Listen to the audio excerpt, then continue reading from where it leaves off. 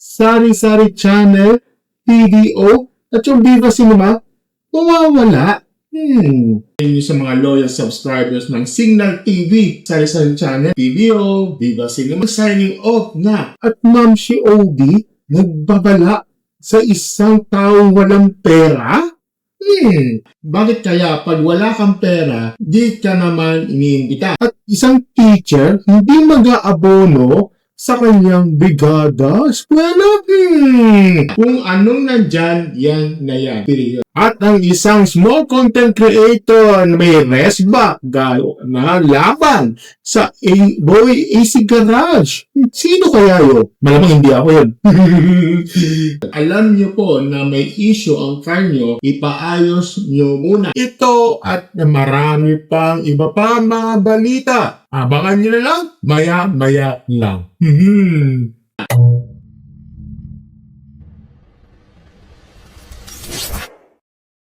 Hello sa inyo mga ka-stories. Welcome back sa isa na naman tayong medyo balita na tayo.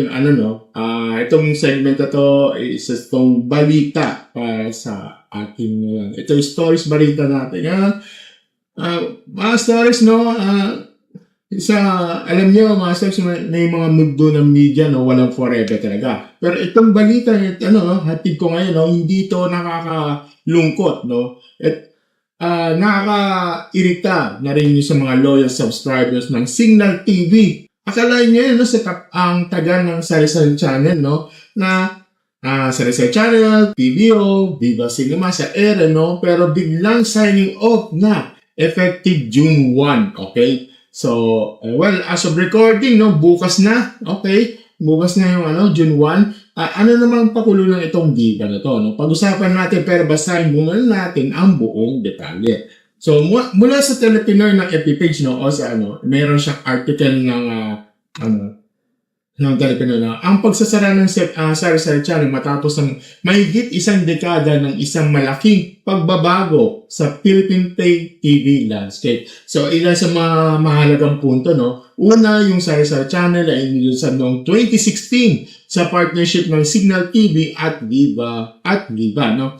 At pangalawa, yung mga movie channels like Pinoy Box Office, yung PBO, no? At Viva Cinema ay magtatapos na rin sa Signal platforms effective June 1. So, naging kilala sa mga ito na paglalabas ng mga vintage at mga modern films mula sa Viva Films. At ang ulat nagpo-focus na sila sa Viva 1 at saka yung Viva Max, no, na kapanipaniwalag dahil ito ang trend sa buong mundo. So, ang mga media companies ay unti-unting nililipan ng resources mula sa traditional TV, no, patungo sa streaming platforms para sa direct subscription revenue at lower dependence sa mga cable providers. So, sabi nga din, ito sa comment section, sabi nga, as of Viva Communications to focus on VMX, former Viva Max, no, Viva One, at saka Viva Movie Box, streaming services amidst possibly streaming price hikes, no. Yun, narinig niya, no, mga stories, no, straight to the point tayo.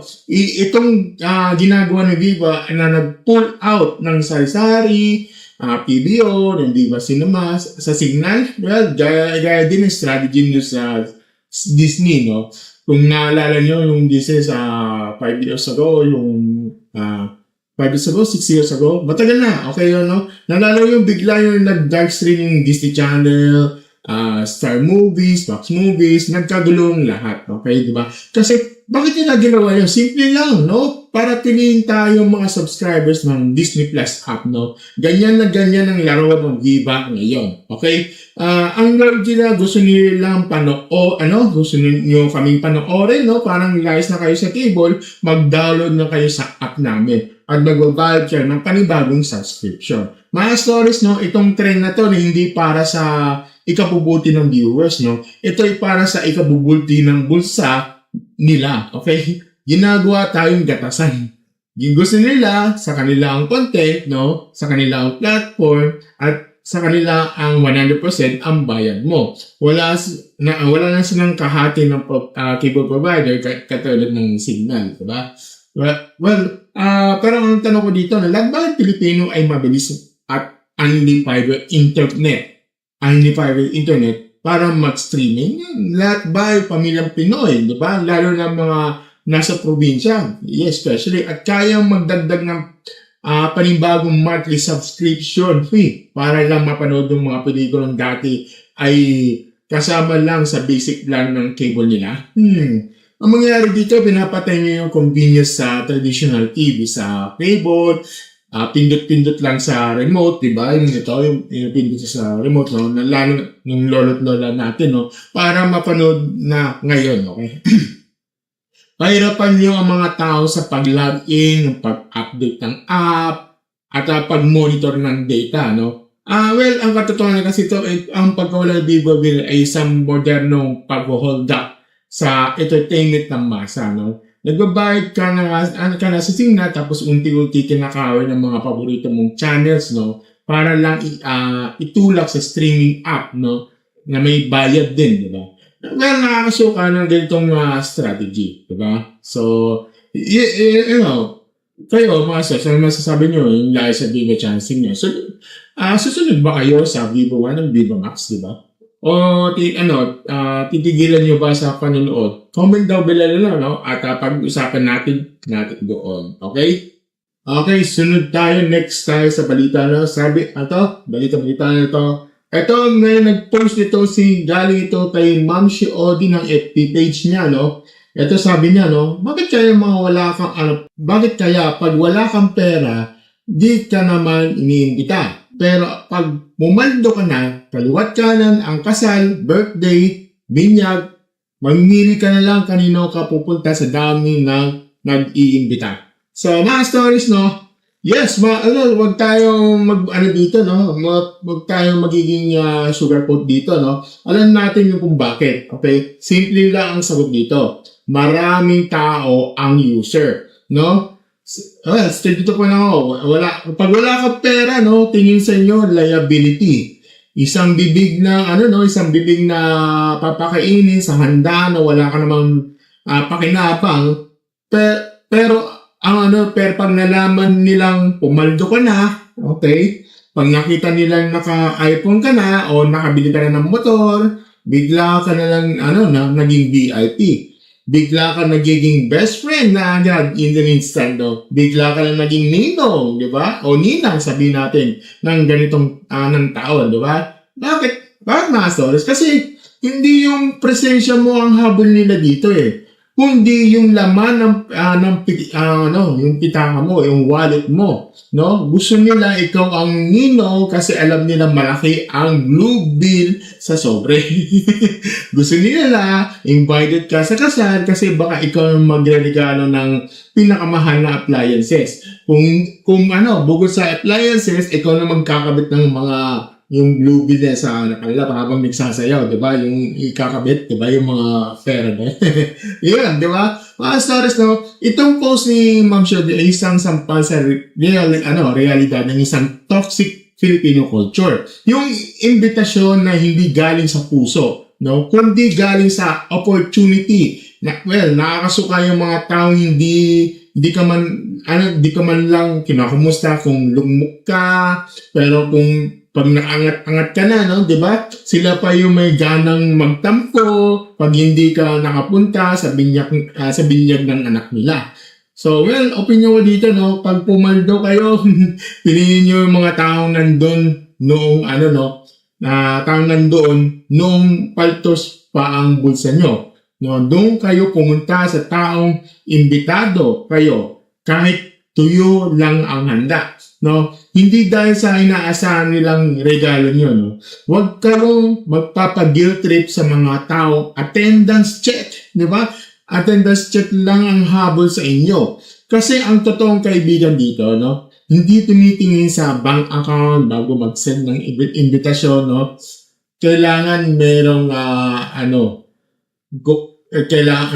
kailangan talaga meron talagang may pinanggalingan. Kumbaga sa ang kasabihan kung hindi lumilingon sa pinanggalingan, hindi makakarating sa paroroon. Parang ganun na, okay? Kaya masters, no, naranasan nyo ba yung biglang dagsa ng friends nung nakatikim kayo ng swerte sa buhay? Well, comment down below sa mga user experience sa baba at pag-usapan natin yan. Okay? So, okay, next tayo. Sunod na balita. Okay, balik kami ito. Meron kasi nag-post dito, no? Galing ito sa Sir Village Superman. Ito sabi niya, yes po, isa tayo sa mga public school teacher na hindi mag-aabono sa bigada sa eskwela. Kung anong nandyan, yan na yan. Period. Okay. Ito naman yung sa loob ni Ma'am Jess Daniel. Ito, sabi niya, totoo nga naman, hindi tayo dapat nag-aabono o di kaya yung mag-aambag ng peres para mapaayos ang ating classroom. Pero bakit maraming teachers talaga ang nag-e-effort na mapagandaan ang classroom nila na minsan nag-aabono sila at gumagastos galing sa kanilang bansa. Dahil magandang magturo kung maayos ang classroom. Minsan kasi tayo din ay nag-uusga kung bakit din man lang natin may paayos ang ating silid-alaran. Sana darating ang panahon na papasok nilang tayo sa gilid upang magturo. Hindi na mag-aambag ang mga parents na taxpayers din. Sana imbis na mag-away-away kayong mga nakaupo, bakit di kayo magbayaningan para kami ay magtulungan o matulungan sa mga. Okay? Mga stories, no? Napakasakit pakinggan pero kailangan sabihin nyo, no? Ang bayanihan sa Brigada Eskwela ay madalas nagiging abonohan ng mga guro, no? So, magsabi tayo ng tapatan, no? Tama si Sir Bilad, no? Bakit? Kasi hindi obligasyon ng guro na maging interior designer, pintor at tubero na eskwelahan gamit ang sariling sahod, no, na kulang ng mga pera para sa pamilya para sa pamilya nila. Ang sahod ng guro ay para sa serbisyo nila sa pagtuturo. Hindi naman punan ng kakulangan sa budget ng DepEd. Kasi kapag nasanay yung sistema ng nandyan naman nandiyan naman si teacher, gumagastos yan. Kailangan pa ayusin ng gobyerno, di ba? Ang budget allocation, no? Nagiging band-aid solution ang kabaitan ng mga guro. Okay. Pero, naintindihan ko rin si teacher, si Jess dito, no? Si Ma'am Jess dito. So, sabi niya, ayan ang masakit ang realidad. Ang mga guro natin, hindi nila matitiis ang mga bata. Sino ba namang tao ang masisikmurang magturo sa silid na butas ng bukong at walang ventilador sa gitna ng init ng Pilipinas? Napilitan sila mag-abono hindi dahil marami silang pera, kundi dahil may delikadesa at malasakit sila. Pero ang masaklap, yung malasakit nila, madalas na abuso ng sistema. So, dito tayo dito, no? Habang nasa itaas ay nag-aaway-away sa politika, ang mga guro sa baba, nagkukumaog, mangingi ng donasyon sa mga magulang na hirap din sa buhay, no? Bakit kailangan mamalimos ng pintura ng isang guro? Bakit kailangan mag-ambagan ng mga parents para lang may maupuan ng anak nila? Taxpayers tayo, nasa ng pondo. No? Ang Brigada Eskwela dapat ay voluntaryong paglilinis at pag-aayos. Hindi yung coercive, no? Na pagpiga ng bulsa ng mga guro at magulang. Tama yung resilience narrative, no? Hindi rin resilience ang tawag sa pag-aabon ng guro. Ang tawag doon pagkukulang ng gobyerno. Sana nga dumating ng araw na pagpasok ni teacher, no? Ballpen at lesson plan na lang ang dala niya. Hindi yung hindi na bareta ng sabon at brush para mag-scrub ng pader, no? So, yun. Kaya masters, napabor ba kayo sa abono policy ni Sir Bilad, no? O mas nanay pa ang awa nyo sa mga bata kaya okay lang mag-abono gaya ni Ma'am Jess, no? Yan, comment down below, no, yung mga salubin, no, at saka sa mga teachers dyan, saludo ako sa inyo. Abono man yan o hindi. Okay, next tayo. Okay, sunod ng balita, na panghuli naman to, no, si Jeep Dr. PH, no, nag-react siya tungkol sa Boy AC Garage issue, no. Basahin na natin ito, yung sa post nito, galing ito sa Jeep, sa Jeep Dr. PH ng FB page, no. Ito sabi niya, payo ko po sa mga sellers natin ng second-hand cars, kung alam niyo po na may issue ang car niyo, ipaayos niyo muna. Ngayon, kung tungkol na ang presyo at malulugi na kayo sa pagpapagawa, at least declare niyo na lang ang issue ng buyer. Kung didilhin niya pa din ang car knowing na may issue, decision na po niya yun.